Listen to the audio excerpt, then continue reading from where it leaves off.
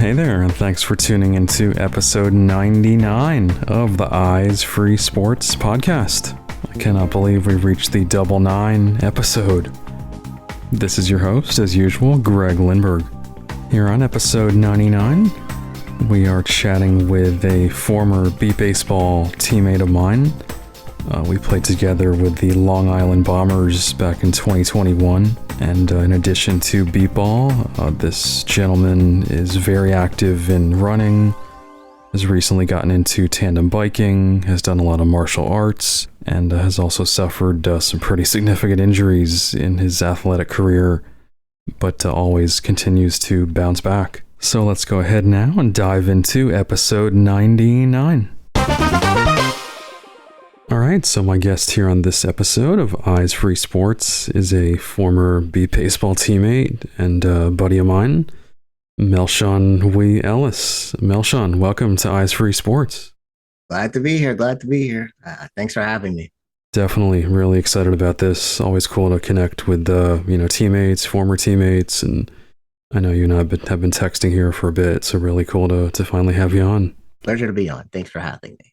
Awesome. All right, so why don't we just kind of start things off here with your background. Just talk to me about where you're originally from and grew up. Back in the days, I think I grew up at a very interesting time. I grew up, my earliest memories were in the Bronx. I grew up in Bronx, New York, around a lot of tall buildings and, cars parked up and down the street. The street that I lived on was, I believe it was a quarter mile. Yeah, it was a quarter mile long. I lived in a big red apartment building, and, everything was, as a kid, you're very, delightful and a little bit ignorant, but, it's a really good thing. I just remember, walking outside my building and, look left and right, tall buildings everywhere. Very commutable. But I'd walk out my building and then turn. I grew up sighted. I think I should mention that earlier. Sure. I grew up sighted. I had glasses. I had these really thick glasses with these wire metal frames.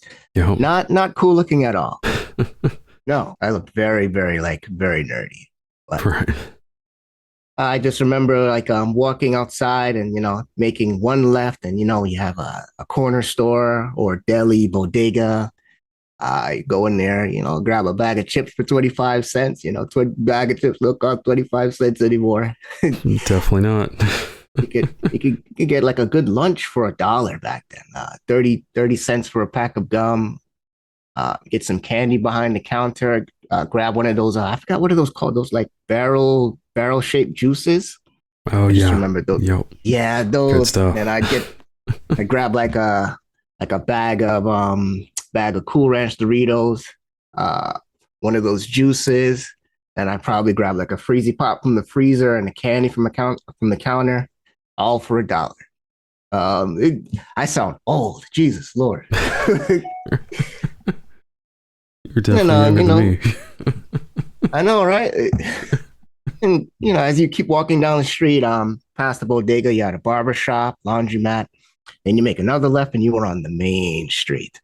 Above the main street, there was a train. I remember it was the number 4 train. It was above you. So if you would turn right, you would walk up the stairs and you were go to the turnstile and go on the train. Short ride from Manhattan. You would pass Yankee Stadium on your way into Manhattan. The train, if you would look out the window, before you hit the tunnel, you would see a brief glimpse of Yankee Stadium on the inside. It was fantastic as a kid. Good sight. I had a photographic memory. I remember that sight to this day. Yep, and we're talking original Yankee Stadium probably, right? Right, in the Bronx. Yep, oh yeah. That street, that main street, it had everything, man. It had Burger King, McDonald's, 3 different Chinese food stores, Rite Aid, pharmacies, FYE, GameStop, Foot Locker, Payless. I guarantee you most of you don't even know what Payless is. Rite Aid, jewelry stores. There were also 2 to 3 parks in the area. It was just a good area. Van Cortlandt Park was a short walk away. There was also a track field nearby, on the high school grounds, so you'd be able to get a workout in on the track. Nice, nice. Yep, I know you're always looking for that opportunity to be in motion. So awesome. So then, as far as family, remind me, what's your nationality? Yeah, so my both my parents are from Jamaica. Oh wow. So I am Jamaican, although I was born in the Bronx. I am Jamaican, 100%. Um, I think as I get older, I start to realize that I am Jamaican. It starts to come out. Things that I do, um, even like other people bring it up to me. It's like, bro, you are like 100% Jamaican. You don't even know it. Yeah, well, I definitely get that sense. Just your personality and kind of brightness and being personable. I feel like that's maybe it's a stereotype, but being having visited Jamaica, you really get that sense. Everyone's just so friendly and warm. Yes, it is very different. Apart from me growing up in like those times, my parents always taught me to like greet people when you walk past them. Good morning, good afternoon, good evening, good night. I know that's different in America. When you guys say good night, it's actually like a goodbye, but it's actually a greeting in Jamaica. Hello, good night. Hello, it's Hmm. almost like hello, how you doing? Uh, if you don't walk past, you don't say a greeting, you get a smack in the face. And you were told manners and respect. And yeah, I didn't understand it as a kid, but as I got older, it just stuck. Yeah, absolutely. And any siblings, brothers and sisters? Yeah, I have an older brother that I familiarly close with. And I have three younger brothers. I don't really talk to, but then they're around. And I have a younger sister who's actually in England. Oh wow, big family. Yeah. Oh yeah. Yep. So then, as far as education, sports, growing up as a kid, obviously you mentioned you were, sighted, wearing the big Coke bottle thick glasses. But just talk to me about kind of your education and playing sports growing up. In I believe I'm not sure what they're called. Um, but growing up, I actually grew up going to actually special education classes. Hmm. Funny enough, uh, I didn't really realize how weird it was. But when I was like, when I tell people this, they were like, "Wait, you were put in special ed because you can't see? That's dumb. You're not you're not like mentally challenged or anything. You just can't see." But later on in my elementary school days, they actually put me into like regular kid classes. But I actually have the best memories being in like special education classes. I remember all of those kids from like first to fourth grade, like first name, last name. Um, and in like at recess, we would always run up and down the playground. I would always race. I think that's where actually my track started. I just love to run, love to feel the wind, Yep. opening up opening up the hands and letting the wind in between your fingers, playing tag and never being caught, always being the last kid on the playground because nobody could catch me, so they had to quarter me. Right, right. Yep. Gotta love those memories. And then so kind of advancing, middle school, high school. I moved around a lot.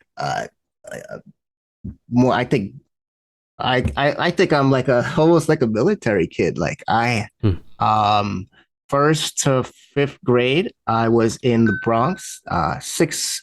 In the sixth grade, I moved to Connecticut for a little bit. So I actually visited Connecticut. Very different atmosphere, very different kids. I I was on a main street in Connecticut, Bridgeport, Connecticut. The most weirdest thing on the way to school, and I would walk is and it's a nice residential area, and like the corner to turn down the street to the school, there was like a house, and it was actually like a pizza shop. I'm like, why is there a house at the corner in a residential area? Why is this a pizza shop? Like you could walk in, it's a pizza, some chicken fingers and French fry. That's what I would get.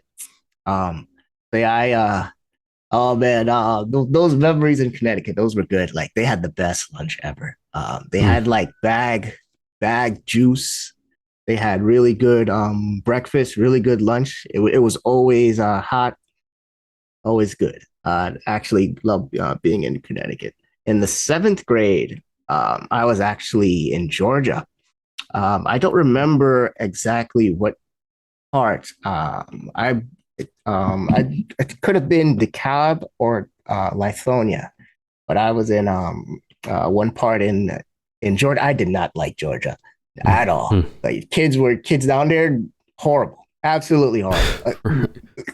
Yeah. And I noticed because I played for the Atlantic team last this year, and they're gonna hear me say this. Like, oh, he's talking bad about Atlanta. Well, I'm telling you the truth, man. It's always how it is with me. Oh yeah, definitely culture shock probably coming from the Northeast. Yeah, talk everybody with these Southern accents. Coming up to me, he's like, "You talk proper," and I still had the wire glasses, man. So you Yep. could imagine. I actually did not go to any specialized school. I went to all public school throughout my life. Hmm. Wow. Um, so upgrading now to eighth grade, still in Atlanta, didn't like it. Things started to get a little bit better. They actually had a track in the middle school, so we'd be able to run around the track and really good physical exercise. Um, the teachers would, I think, one really good thing about public school is that I actually really learned to self advocate for myself. Like I just walk up to the teacher and be like, "Hey, I can't see this.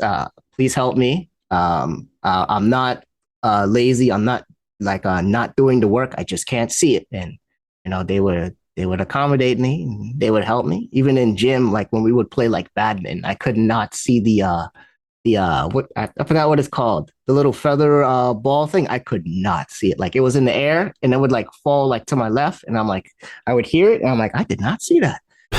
So yeah, I told the gym teacher, and the gym teacher just said, do as best as you can, and that's what I did. So back in New York for high school, ninth and tenth grade, I went to school in Queens. I actually had different frame glasses. I had like the thicker plastic glasses, still bottle cap glasses, but the cooler looking shades, not shades, frames. A little better Um, look. Yeah. a little Yep. better look. you know, I was in the Bronx. Now I'm in then Connecticut, and then Georgia for 2 years, and then back in the city, back in Queens. The projects was right across from the school, which Mm. was funny. Went back to taking the bus to school. This is when I actually started to do sports. This is when I actually started to pick it up.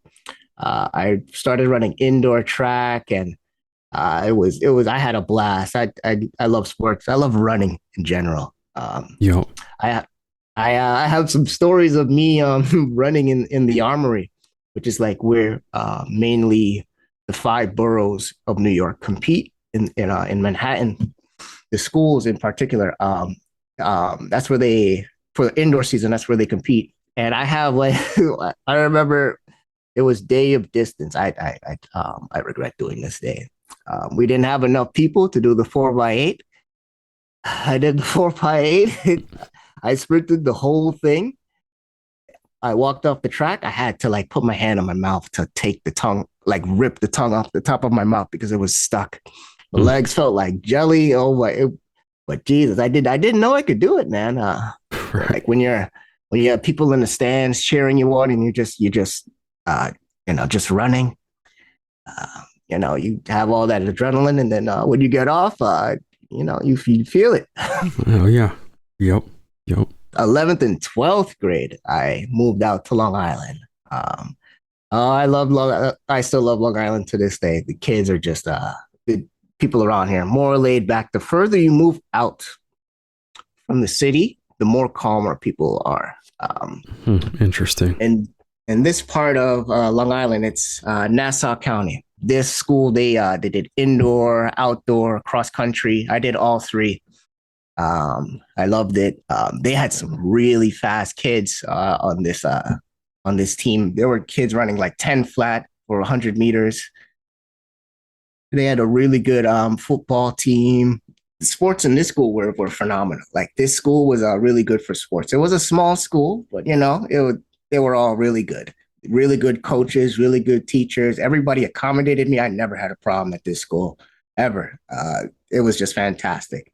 Gotcha. Yeah, that's, I know a lot of kids can't always say that, as far as the accommodations and support. So definitely glad to hear that you had a positive experience there. And then, so what year did you actually graduate high school? Yep, I graduated. I didn't know there was an advanced diploma. You had to take Spanish. I think that's what was my only backdrop. That and U.S. history. I didn't take an AP U.S. Gov, and I believe it was 3 or 4 semesters of Spanish. But those are the only two I was missing.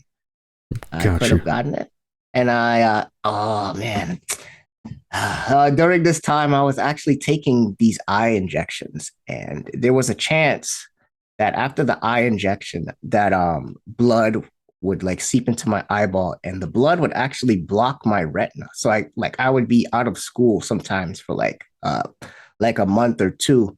Oh, wow. So during this time, these were like the times where the school was studying for the chemistry exam.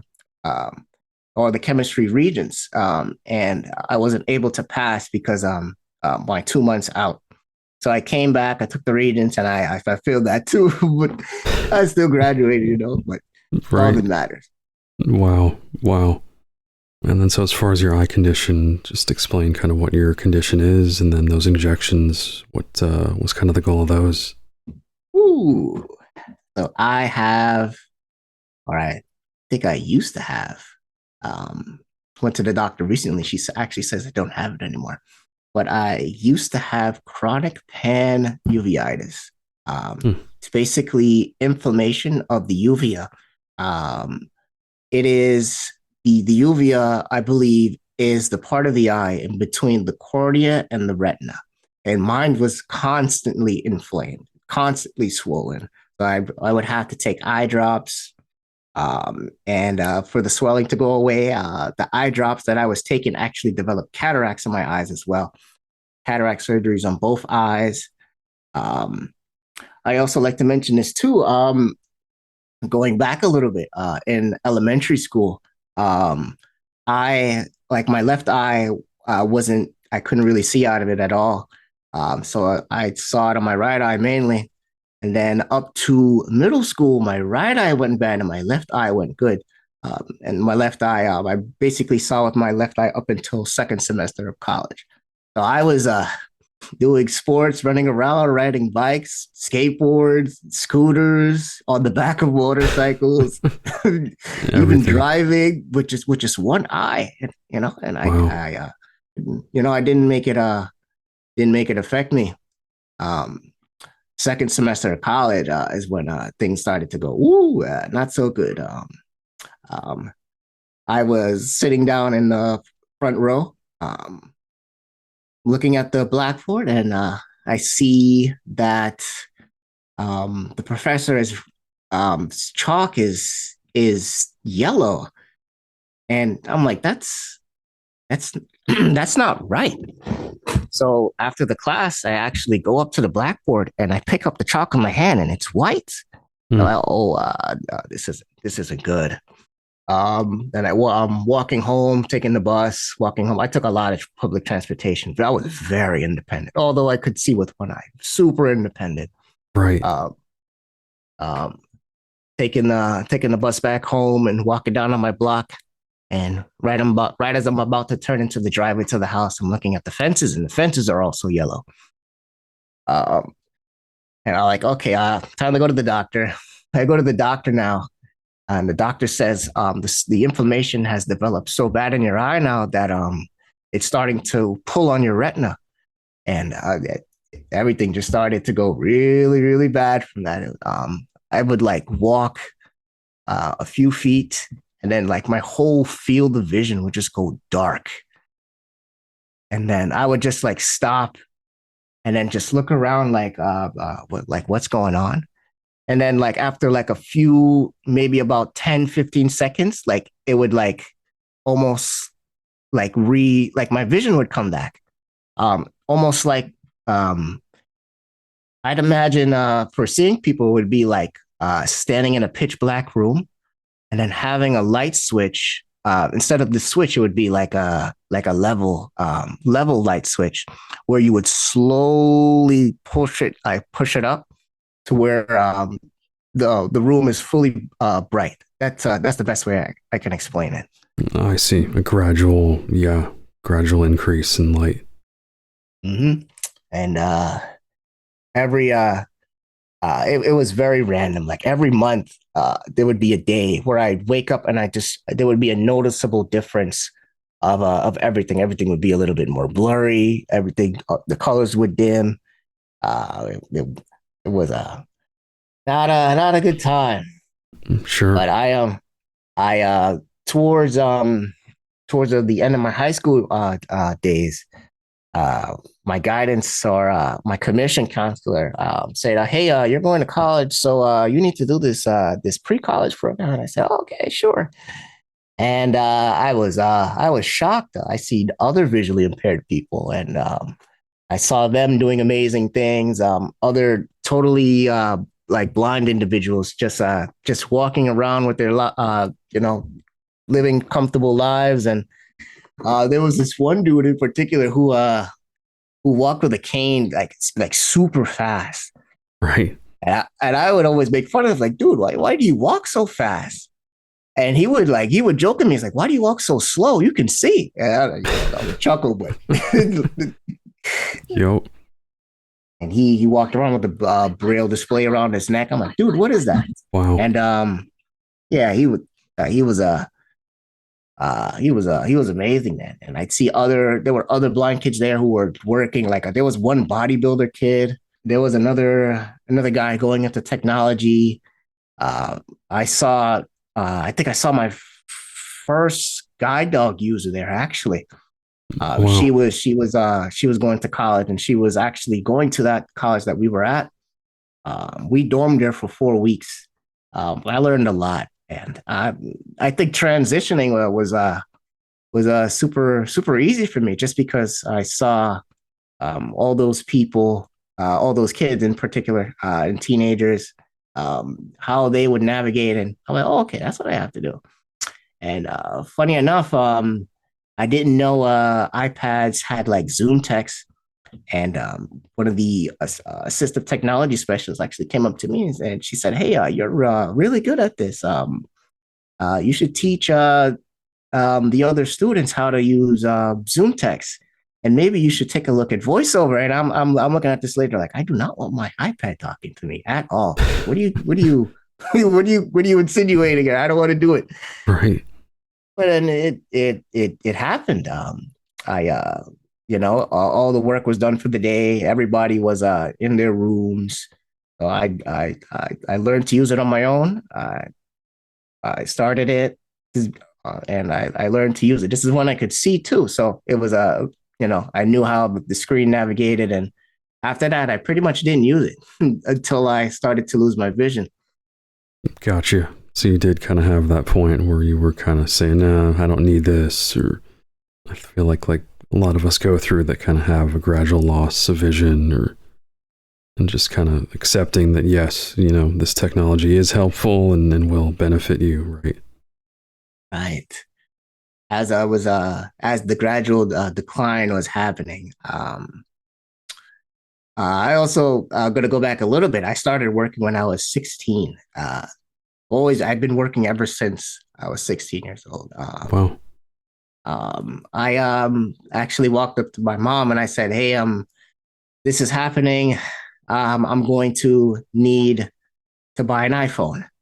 I had money in the bank, and she gave me half. I put in half, and I got my first iPhone. I was using Android. I was with you Android fellas out here, and ladies for a little bit. But I'm like, no, this is just easier to use. I'm just going to use this.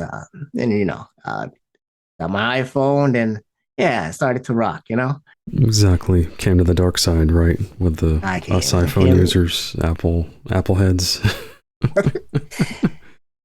Nice. And then, so you did mention college. So where did you go to college? I went to a community college. I did not know what I wanted to do. Um, I had too many things that I was interested in. Um, it was my commission counselor who told me, "Hey, just do liberal arts and do part time. Tell me how you feel about it." I was still working when I was going to part time college too as well. So I was Mhm. working, and I would go to school. I would go to school. I know, yeah, I would go to school some days in the morning, and then like days that I worked, I would go to work and then go to school. Yeah, man, I was doing it all, man. You Oh know, yeah, living the life. Wow. And then, so just to kind of fast forward a little more on your vision, so when did you kind of have more decline, and where do you kind of stand with things today?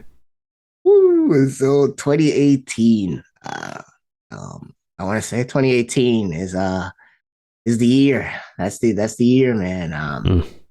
It was getting so bad that I couldn't wear my glasses anymore. So I had to just um I had to put the glasses down and just walk around, and then I started picking up the shades.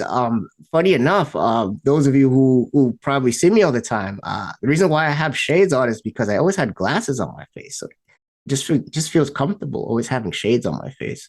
It Right. feels weird not to have anything on my face. So Yep. I always have shades on. It's not a Ray Charles thing. It's not a Stevie Wonder. no, it's none of that. It's or just it just feels good. There's Sure. always been something on my face. Yep. Yep. Um, so I actually seen a doctor in Boston, and at this point, no doctor wanted to touch my eyes because they knew if they were to touch it, it would be pretty much disaster. But it was already declining, and this doctor he said, "Hey, we have a fighting chance." Um, and I thought about it, and I went ahead and did it. I remember the last thing I saw. I remember the anesthesia. I was in the gurney or in the hospital bed, Oof. and the IV hooked up to my arm, ready to go into surgery. And I remember it was a Spanish anesthesiologist, long brunette hair. I saw her turn something like she was turning like a doorknob, like on the anesthetic. And she says, hey, sweetie, let me know if this is too strong." And I like leaned up a little to look at her, and I put my head back, and I was out. Mm. It's gone. Then I woke up, and I remember seeing flashing lights, and that was it. When you start seeing flashing lights, it's one of the first signs of retina issues. But I did get some good news out of the surgery. The retina specialist actually told me, hey, we actually were able to peel off 80% of the scar tissue on your retina, and your retina laid down flat. Mm. So that was good news. But I actually went to go see a doctor earlier. I want to say earlier mid this year, and she actually told me, "Hey, you have no more inflammation in your eyes. Good news. Um, your eyes don't look good. Bad news. And your retina is now detached. Bad news." And I'm like, oh. And she actually like paused, and she like I can like hear her like almost turn to me, and she said, "So, I don't mean to be rude, but why are you in here?" And I said, "Hey, I just needed an eye exam to make sure other kids can know that I'm blind. So I just need you to fill this paper out, and thank you." And I just left, and Right. that's about it. Mm. Wow. So then today, where do things stand? Are you pretty much totally blind, or I am total 100% blind, right? No light perception. no light perception. Gotcha. Just kind of that transition. Just talk to me a little more about, emotionally, mentally, having, at least some vision for a long time and then losing everything. I kind of know what things look like. So when people would describe them, I can already imagine them. One of the biggest or hardest things was the photographic memory. Like I still to this day have photographs in my brain of things that I used to look at, and it came to actually a point where like those images would just keep flashing, and I had to like tune them out and um, just not think of them anymore. But now it's so much better. I don't, I'm full in control, and um, I don't really think about them anymore. But they're still there when I do think of them. Seeing the teenagers at that pre-college program was the biggest thing for me. I Hmm. saw how they moved, how they navigated, how they did things, how they would advocate for themselves, how they asked for help. And I just learned from uh, being able to see how they navigated, and it was almost easy to transition. Some things to this day I'm still having a little bit difficulty with, but I'm a I'm a quick learner. As long as I have the drive and the will to figure it out, I will figure it out. Um, Also, when I went totally blind, I never had this problem before, but I had problems going like sleeping. Hmm. And a doctor actually told me something about non-24, where your eyes actually can see the light outside to know to wake up. Right. So yes, we've all most of us have heard this in the blind community. So they actually try to give us medication, but I actually learned to just basically tire myself out through the day, and then at night just knock out. Gotcha. So one of those things you just kind of have naturally, improved on, it sounds like, and tried to minimize, it sounds like.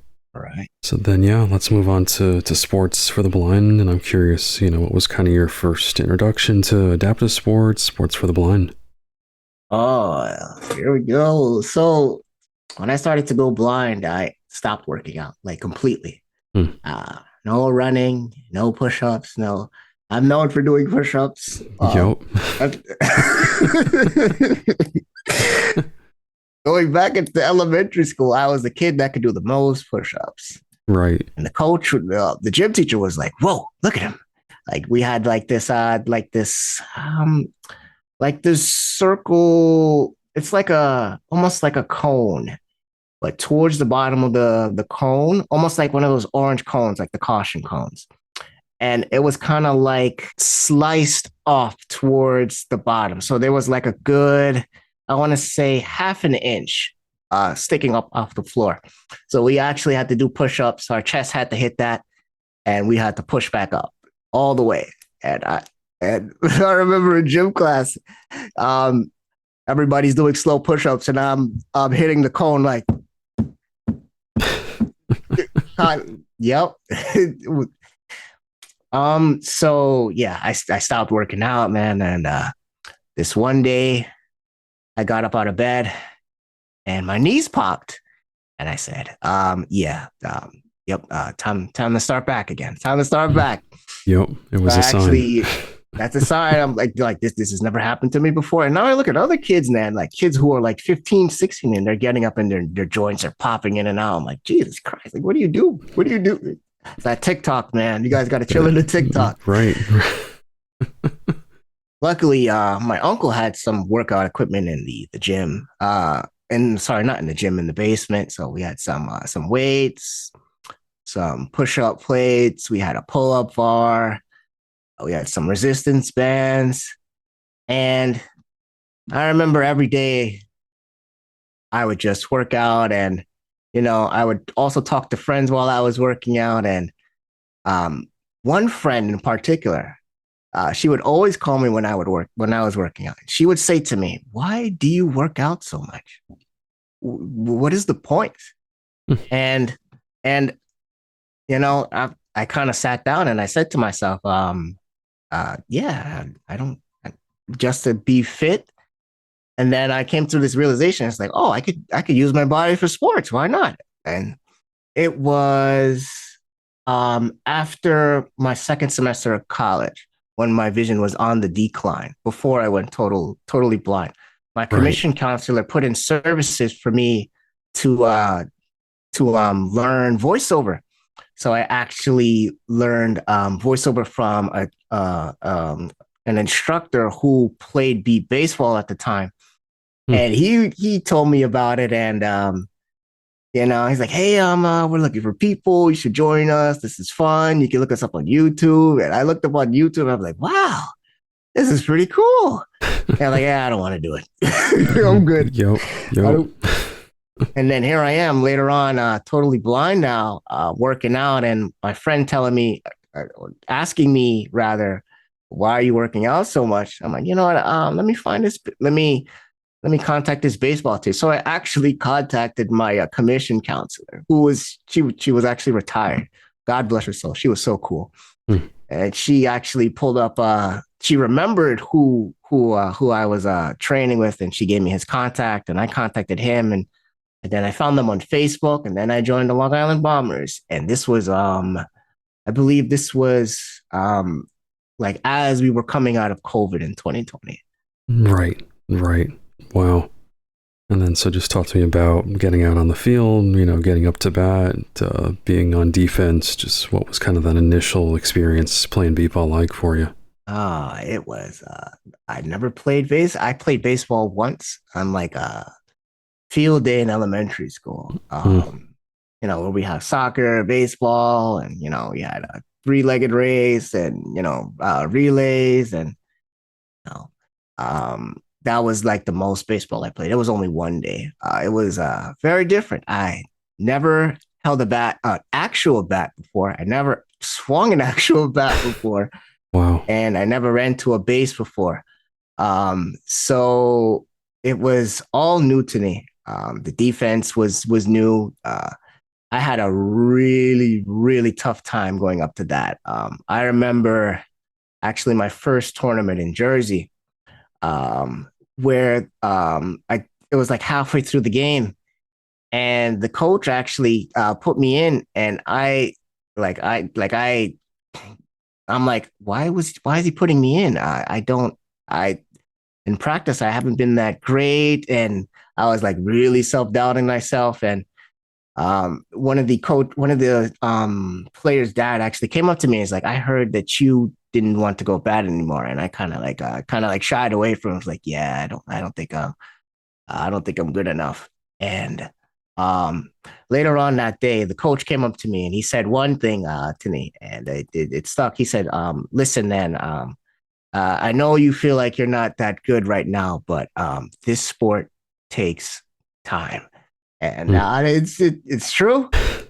It's true. Yep. And although I wasn't able to play for most of the World Series this year, the batting average was pretty good, really good. It was almost amongst the top batters in the league, I believe, from the stats from one of my teammates when they posted the stats the other day, or after the World Series rather. Right.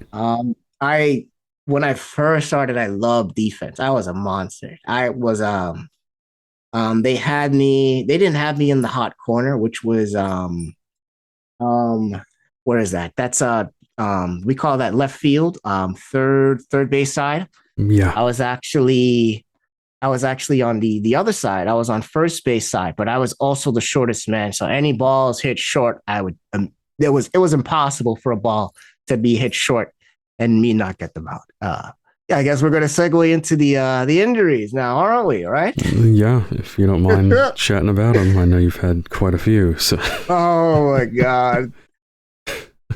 The day before we were supposed to fly out to Kansas for World Series in 21, Yep. This was the year I you and I dislocated. met.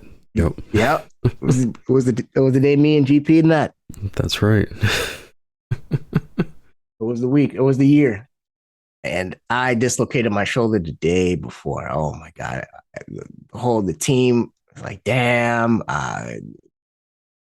some guys were pissed, and then they were like sad to me, and then I had to go to the ER, man, and oh, the pain. Your first dislocation is painful, really Oh yeah, painful. I know it too well. And the longer it's out, the more painful it is. After a while, it just starts to, like, you could be sitting as still as possible, like a rock. Next thing you know, it starts to tingle and spasm, and that whole pain just shifts through your body. And luckily, you were able to get it. They gave me the good drugs, and you know, they tried to put it back in place. They actually gave me one shot of anesthetic the first time, and they tried to put it back in place, and it fell right back out. And I said, "Ow!" And the doctor looked at me and he said, "Oh, you felt that?" And I like nodded my head, yes. And he looked over at the anesthesiologist. He's like, "Give him another shot. Give him another shot." And then she gave me another shot, and I don't remember. I just remember waking up in the bed. Um, yeah, but um, I still went to Kansas with the team.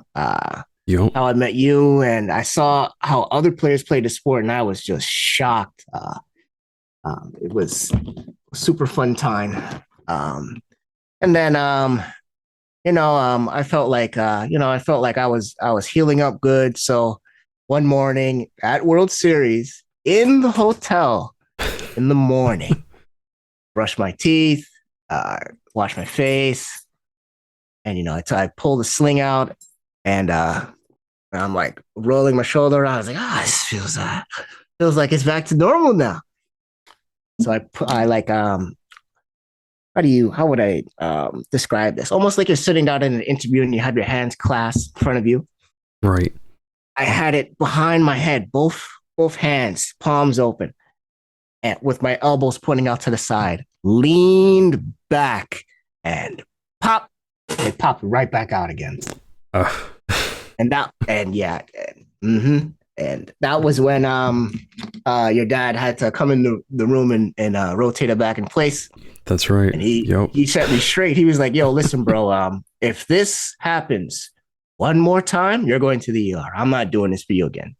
And he was all right. And I was all right too. I had ice on me the whole day, and managed to go through that World Series with the shoulder dislocation. Granted, I was in pain and I never told anybody, but I soldiered it on. Forgot to mention this. Prior to me waking up that morning and flexing my muscles in the mirror, I actually did the push-ups.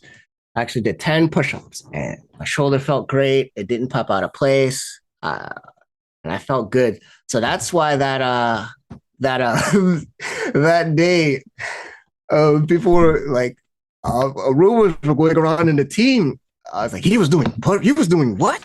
He was doing push-ups. That's where that came from. Yo. I didn't push up and it dislocate. That is not what happened. But right. I stretched it too far. Yo, like you said, just behind your head. And then so kind of transitioning ahead. So then when was the next time you actually were able to get back out there on the field? Following year, I actually did surgery on the first shoulder. I see. So you had a fracture. Yeah. I'm not sure what it's called.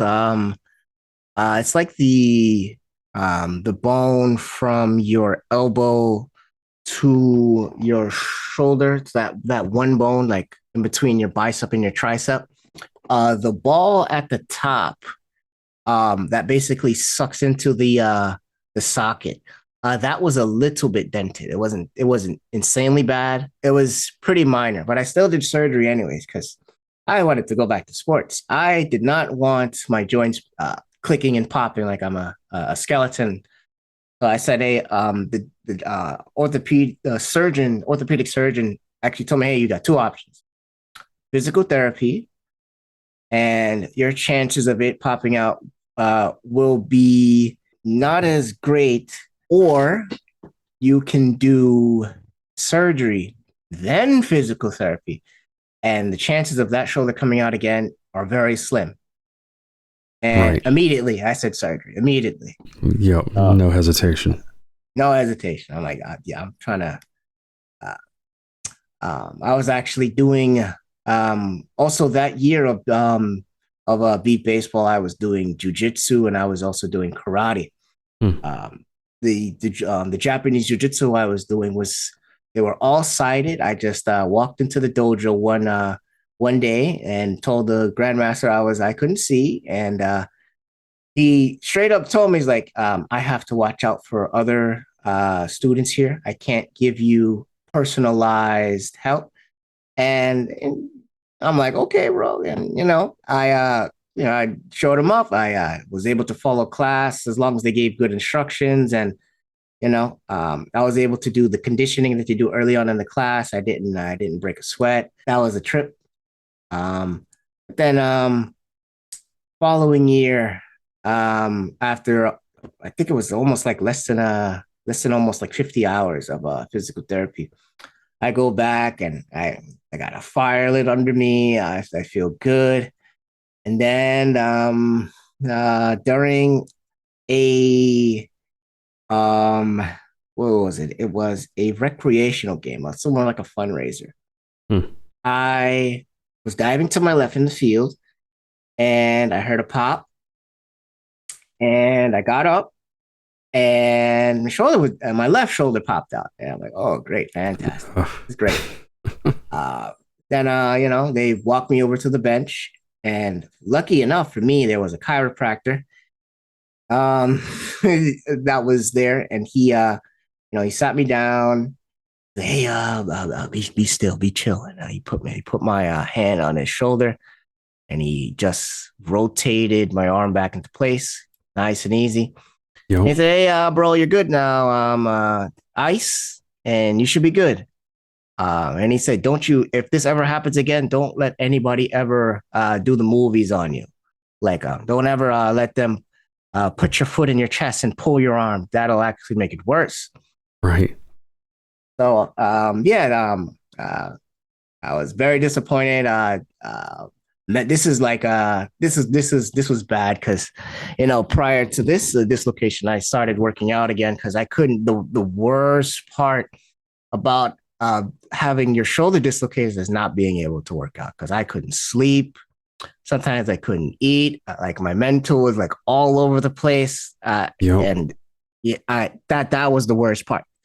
The worst part isn't the pain. The pain is temporary. The most painful part was not being able to move, Right. just stay still at home. And the first one was my right arm, so I had to learn to use my left hand, and I learned to eat with my left hand, brush my teeth with my left hand. Continuing from this left dislocation, pretty much almost the same thing happened, except for the chiropractor popping it back in the field. I had the sling on my left arm. Oh my God, I gotta go through it again now.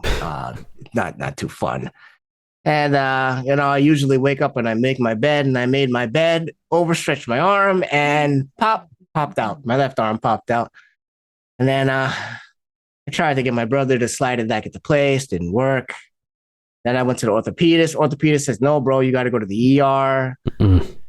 And then I go to the ER, they put it back into place. And then I go back to the orthopedist, and then I do surgery. This dislocation was worse than the right arm. Oh wow. And he said straight up, he's like, "Hey, bro, the dent in this shoulder is bigger." And he did the surgery again, went to my physical therapy again, going back to the same physical therapist as well, seeing the same people. Hey, what are you doing back here again? And they worked on me, and Right. told myself this wasn't going to happen again. And at this point, I was just I was playing more careful, very, very, very careful. Like even in the field, I would like be very careful. Like a ball, like I think this is when like my brain started to like really like pick up like, okay, I hear that ball, like I hear the contact, I hear how I hit off the bat, I hear it was a line drive, I hear it coming speeding down the grass, and I knew how far it was, and I know how fast I am. So I'm like, okay, I can't run that fast to get that ball, so I am not running to my left and diving and getting that. So I'm like, yeah, no. And the coach was like, bro, you could have got that before you were able to get it. I'm like, no, I was super afraid. And then fast forwarding to World Series 23, I told the coach, it's like, listen, bro, I am not afraid of playing defense. I am not afraid of the ball. I'm afraid of hurting myself again. And he wasn't really listening. And yeah, man, every time I would go up to bat, I would make contact 2 of the 3 times. I believe I only struck out less than a handful of times for that round robin day. Wow. Um, I got a few putouts. Yeah, they had I was playing with a new team, so you got to get used to the defense. And there was one ball coming to my left, and I heard it. I could have got it. At this point now, before both the dislocations, I was diving arms first. But now I'm like, okay, arms first isn't obviously working. So new method, new method. Right. Still thinking of new method. Feet first. I hear the ball. I'm running to my left. I slow down. Feet first. Right. Then my right hip hit the grass. A little bit of my back hit the grass, and then my right elbow hit the grass, and pop. There you go again. Another dislocation. So this was your right shoulder. That was my right shoulder. Second time for that one now. Yep. Second time. Wow. And yep. And that was in July this year. I flew the guide dog school. My guide dog school actually had to send somebody to fly down to Oklahoma to come pick him up because I wasn't able to walk in the airport with a sling, right, a suitcase, and a backpack with him. My guide is he's close to 88 pounds, huge, big boy. Yep, big boy, dude. And he when he takes off, good luck. He walks really fast. So they actually sent somebody to come get him, and they took him, and thank God to I really thank the manager of the Chaos. She actually stayed in the ER with me the whole time. Oh wow. Yo. Yeah, the whole entire time. And they put it back into place. Gave me the good medicine, and that was good. This time I okay, I know what to do now. No stretching, no making beds. None of that. Right. Be careful of washing your face. Slow taking the sling off, slow taking the sling on, putting it on and off, and then, but I'm already at World Series, so I decided to, first day I pretty much chilled in the hotel most of the day, went downstairs. They had nice avocado toast in Oklahoma. We had of course you had like your breakfast buffet, but they actually had a counter in World Series this year in the host hotel, where you could actually order what you want, like specific pancakes or specific toast, and you could put any toppings or anything that you wanted, besides the buffet line where you just grab and go. Oh, cool. I got down. I actually met who did I meet? I either met somebody from I think it was the Houston Hurricanes. That was the day the Hurricanes beat Bio City when I met her. They actually had a bye, and they played I think it was their second game. Bio City played the Hurricanes, and it was Hurricanes' first game of the day because they had the bye, and and everybody was super surprised. The Hurricanes beat who? Everybody was shocked. So I actually met somebody from the Hurricanes. I went down to the puppy day, the puppy program. I said hi to my dog because that was the day someone was coming to get him. Right. And I thank the team too, because my teammates from the Chaos, they actually went down to get the dog, and he actually knew someone from the Sirens who actually had a guide dog. So he hey, do you know anything about a guide dog? Because I don't know anything about a guide dog. You know how they are with the country accents. Yep. I don't know anything about a guide dog. You telling me this for, and she took care of him. She took him. She walked him. She fed him, and she was chilling. He was actually chilling in her hotel room during my when I was in the ER, and brought him back down in the morning. I really thank her too. I hope she'll be listening to this, hopefully. Oh yeah. Yeah. And Wow. and then next day, World Series, that's when I slept in, but like in the afternoon, I took a lift to the field, and found the go kart. Thank God for the go kart, the golf carts in World Series. That he's like, Right. hey, bring me to where the Chaos are playing, and you hop on it and go for a ride. You hold on, and hopefully you don't roll out. And Yo. brought me by the Chaos. And like, hey, Mailman is here. My nickname on the Chaos is Mailman. Um, Oh, cool. How'd you get that name? the country accent, man. My name is Melchion, and the way they pronounce it down there is Melchion. Gotcha. And the manager calls me Mail, and I think it was one of the teammates. It's like, we're gonna call you Mailman because you deliver every time you go up the bat.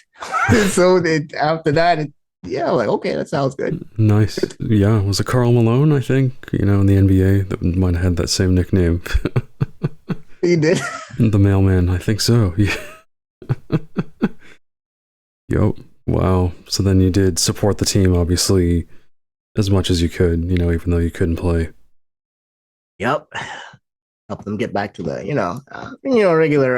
regular team stuff. Chaos didn't have that many players in World Series, and now I could see why you need at least 10 people when you go to the World Series. People get tired and it's hot. Uh, Yo. some people some people from the Sirens the first day I had to go to the urgent care because they dropped out, and one player on the Chaos actually got heat stroke, and Oh, we had geez. somebody with like a leg cramp, and they pulled through and they won some games. They got the Chaos got some nice energy, man. I like their energy. Yo. Yo. So then, as far as your guide dog, so Larson, it's his name, right? Mm-hmm. Yep. And is he from Guiding Eyes? It's from Guiding Eyes. Nice. And I'm just curious what kind of prompted you to look into a guide dog and pursue that? Oh, since I was visually impaired from the start, I wanted a guide dog. Hmm. Um, the main deterrent for me getting a guide dog was the people in my house. People in not the people, my family. They didn't grow up with animals the way Americans did.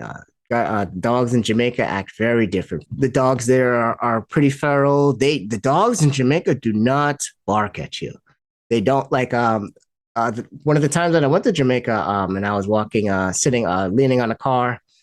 A dog actually just came to my left and sat down next to me and laid down and just looked at me and just he just basically sat there and he chilled. I know that because one of my sighted friends that was with me, she's like, "There's a dog sitting right to your left, and he's just not moving." And I'm like, "Oh wow!"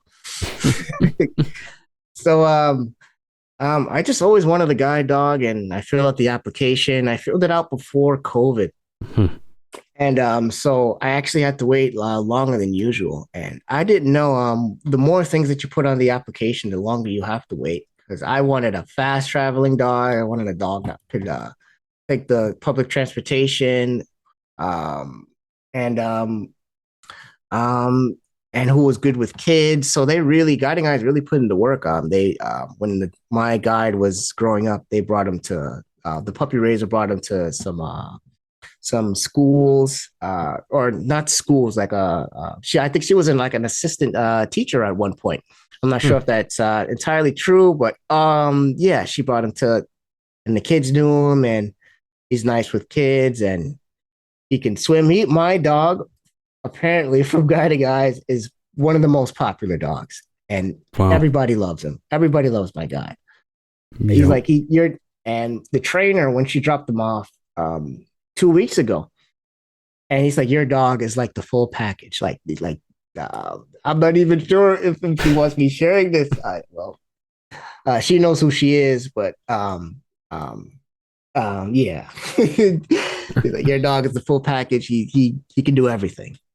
And Wow. You got a yeah, good one, a keeper. oh yeah, super goofy, loves to play. Uh, loves to work. Any time we go anywhere new, he's like a rocket. It's like um in a new car and you step on the gas, and sometimes I forget that he walked so fast. I really like walking with him in Manhattan. Oh my God, Manhattan is fantastic walking with him. Um, a lot of people just standing in the middle of the street and or walking slow. He like if there's like people in strollers ahead of me, he will like pushing a stroller or just walking slow, looking down at their phone. He would just like walk around them. Like, oh, bro, get out the way. You're walking too slow. Right.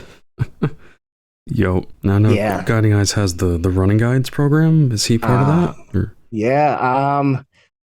I don't think the program was going on during when I was going.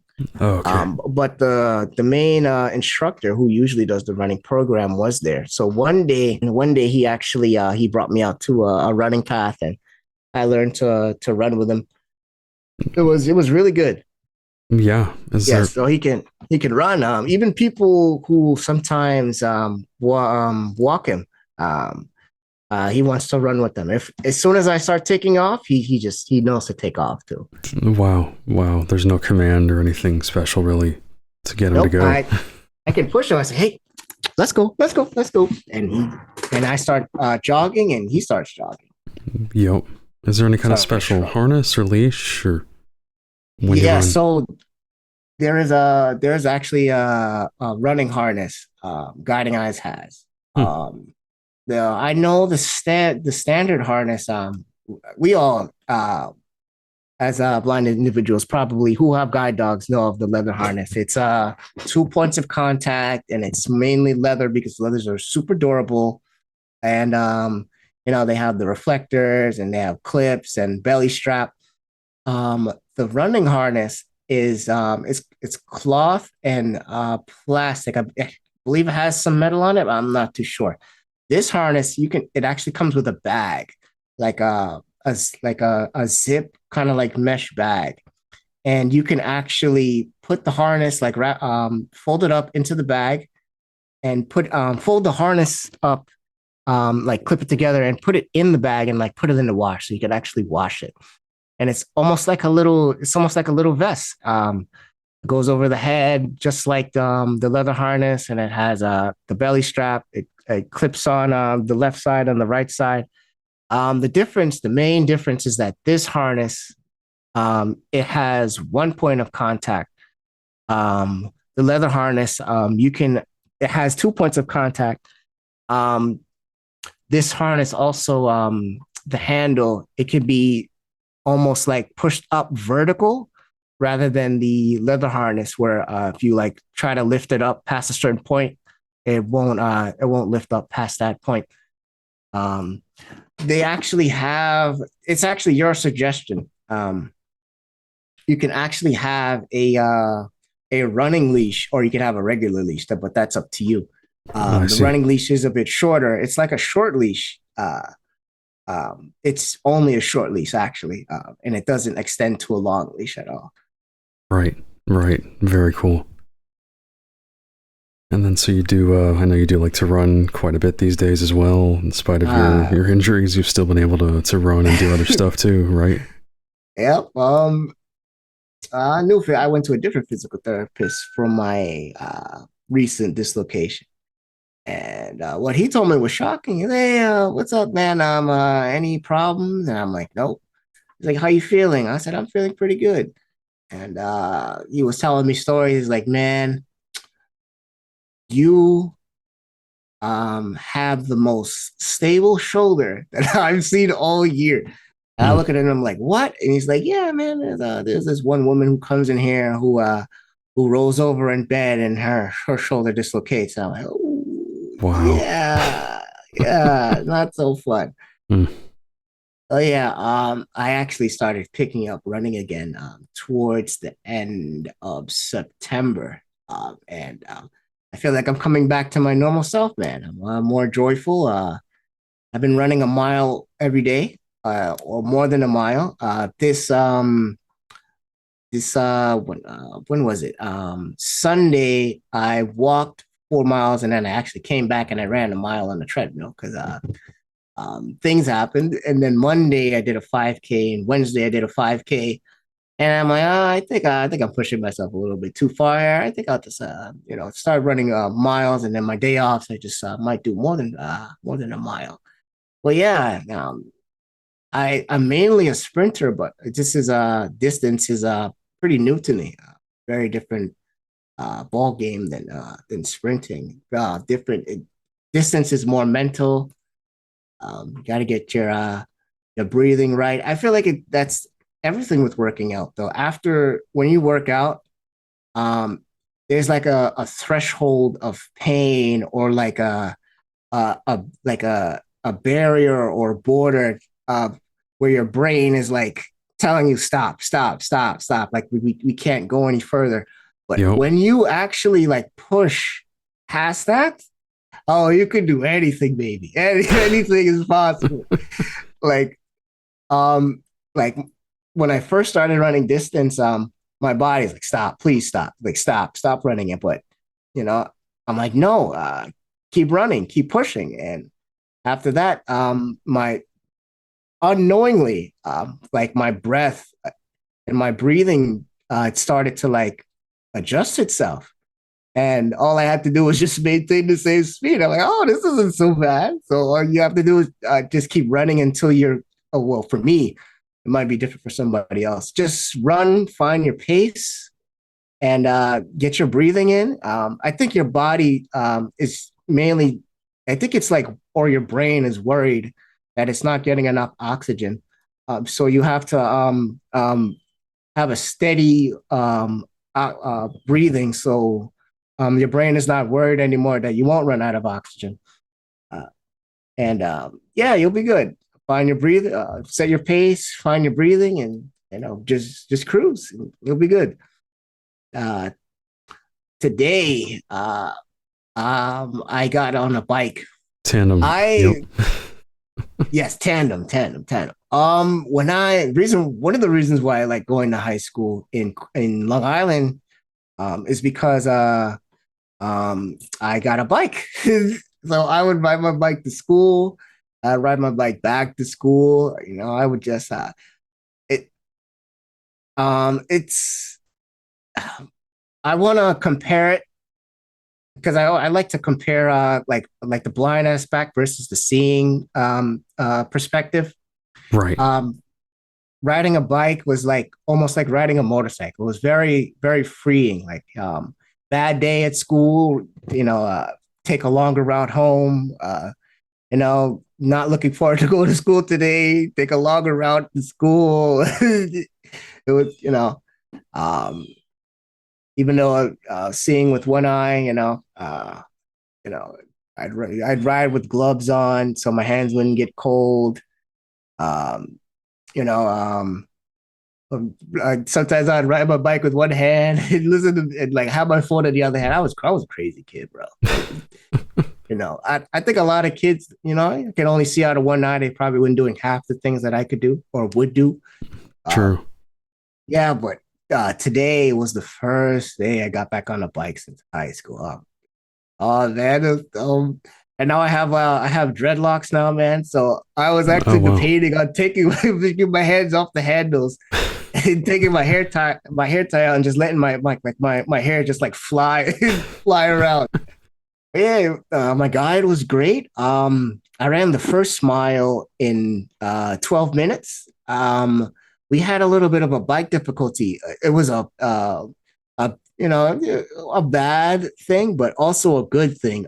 When we first got on the tandem, one of his pedals actually fell off the bike, so we had to take the bike off the path. And luckily he had his tools in his car, so he fixed the pedal, and we were off again. We actually were supposed to do four laps for 14 miles, but they were actually had to shut down the road, so we only did 3 laps for a total of 10.5 miles. So I Mm. did a tandem bike ride today for the first time, 10.5 miles. It was so fun. When I first when I first got on the tandem, it was so weird. Like my feet were flying off the pedals. I'm like, oh, whoa, whoa, what's going on? And then uh, like, oh, we're turning left. I'm like, we're turning, and then like I'm like like fighting the bike. And then as we get halfway through the first loop, I kind of like, okay, you have to keep pressure on the pedals and keep your arms nice and loose. If he turns with him. If he says slow down with him. Yep. If we're going too fast, you coast with him. It was a beach cruiser, so if you pedal backwards, it was the brakes. Yeah, it was super fun. I actually got I got mud splashed on the back of my Achilles shirt. Oh, He's like, jeez. hey man, bro, you gotta put your shirt in the wash. There's mud on it. And he laughed and he chuckled. And Yep. So then that's Achilles International, just to clarify. yeah, Yep. Great Long Island organization. chapter, Nice. very great. Nice. Yep. New chapter in Long Island. I think they started in pretty recently, probably like that believe yeah they started in 21 when they actually started beat baseball Oh, for the wow. Long Hmm. Island Bombers. Yeah, and we got off the bike and we did another 1.1 miles and we finished. We finished right before the rain stopped or started. Sorry, and yeah, it was a good workout today. It was Nice. good. Nice. Awesome. So it definitely sounds like, in spite of all your injuries, dislocating both shoulders multiple times, that hasn't gotten you down. You still just keep getting back up, right? Yeah, we actually in the Japanese Jiu-Jitsu dojo, there's a poster. I didn't know it was there, of course, because I can't see. But one of the black belts, believe he's a Nidon, which means second degree black belt. When you turn a black belt in that dojo, you have to buy a poster put in the dojo to hang up. And his poster says, "Fall down 6, get up 7." So Hmm. no matter how many times you fall down, you get up one more than you fell. And Exactly. yeah, Love that. Love that. And I think that's a great way to wrap things up here. Cool. right. Alrighty. Well, again, we've been chatting with Melchion Wee-Ellis, and really, really appreciate the time here. It's been so cool to kind of reconnect after a couple of years, and really enjoyed capturing your story, and definitely wish you all the best in your sports and just kind of career endeavors. Awesome. Alrighty. Thanks again, man. No problem. So before we wrap up this episode, we did not get a chance to talk about Melchion's career, but I did want to mention that he currently works at a warehouse for Amazon, and he also is a consultant for web accessibility. And you can reach him by email at melchion.wee.ellis@gmail.com. That's